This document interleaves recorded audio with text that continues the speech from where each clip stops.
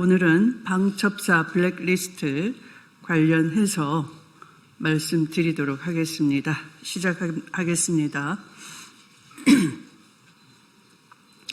방첩사 블랙리스트 제2차 종합특검을 통해서 낱낱이 밝혀야 할 것입니다.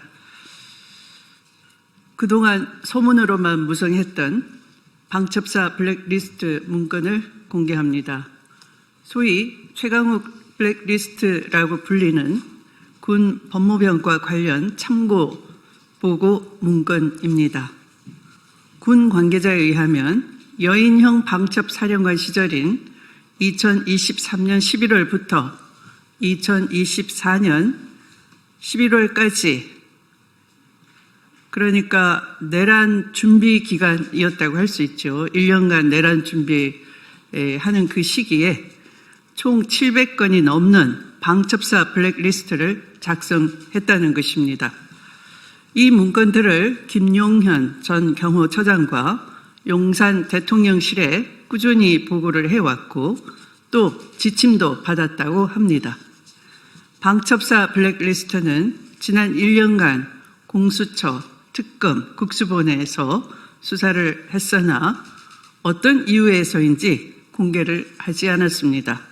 왜 공개를 하지 않았는지도 2차 특검을 통해서 낱낱이 밝혀져야 할 것입니다. 군내 기득권의 장난과 방해가 아닌지도 밝혀져야 할 것입니다. 1980년 전두환 보안사 시절에도 인사검증 이유로 현역 군인에 대한 세평 수집과 인사에 개입했고 불법적인 민간인 사찰을 자행했었습니다. 그런데 2023년 여인형 방첩사에서도 블랙리스트를 통해서 군 인사에 개입하고 민간인 사찰을 부당하게 불법적으로 한 것으로 드러난 것은 매우 충격적인 일이라 할 것입니다.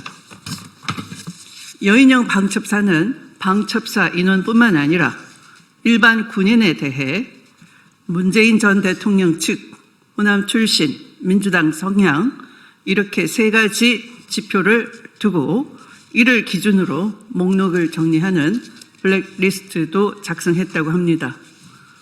하나 예를 들면 A 대령은 업무 능력이 뛰어난 것으로 평소 잘 알려져 있지만 문재인 정부 행정관 재직이라는 이유로 진급이 제한되어 왔다는 식입니다. 블랙리스트를 작성한 곳은 방첩사 신원보안실이었습니다. 방첩사 내부 인원에 대한 정보 수집 권한 기능이 없음에도 불구하고 현역 군인을 포함해 민간인에 대한 이런 불법적인 문건을 수백 건 작성하고 용산 대통령실에 보고를 했다는 것입니다.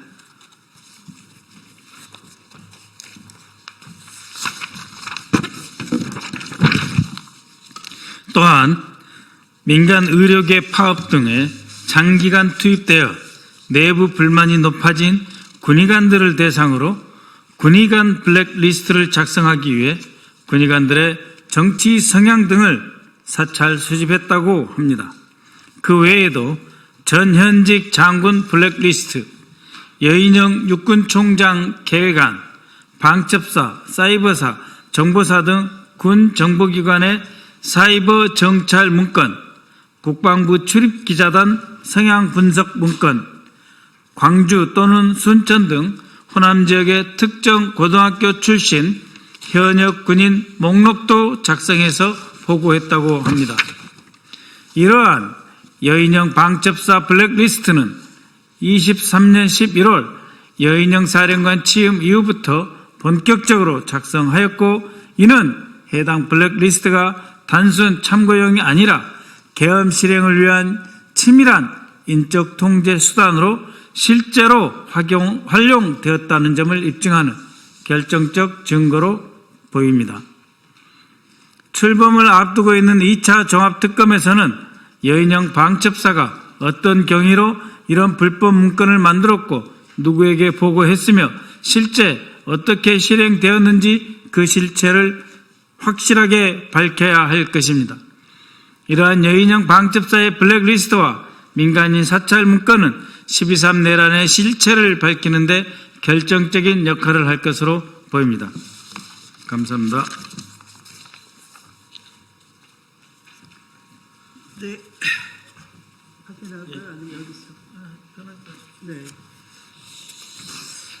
이것이 중요한 것은 12.3 내란의 방첩사 내부의 준비였다는 것입니다. 목표는 12.3 내란이고 12.3 내란 이후에 군내 그들이 벌인 친위 쿠데타에 대한 반항 세력들을 사전에 제거하려면 말 잘 듣는 군 사법 조직이 필요했던 것입니다.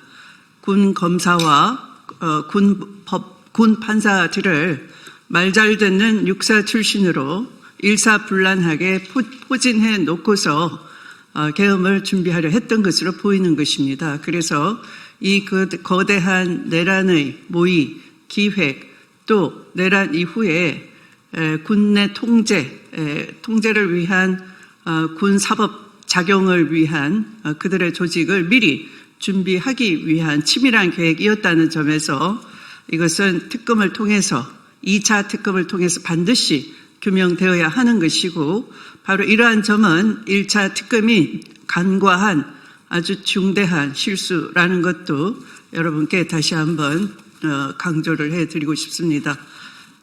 감사합니다. 밖에 나가서 질의응답을 받도록 하겠습니다.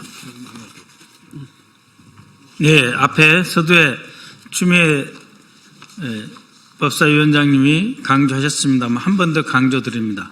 여인영 방첩사령관 시절 2023년 11월부터 24년 11월 말까지 즉 계엄 전 1년 동안 총 700건이 넘는 블랙리스트 하루에 2건씩 작성해서 매일 2건씩 작성해서 김영현 경호처장 용산 대통령실에 꾸준히 보고하고 지침을 받아 사실상 대한민국 군 지휘부를 억압하는 통제 수단으로 악용하였다.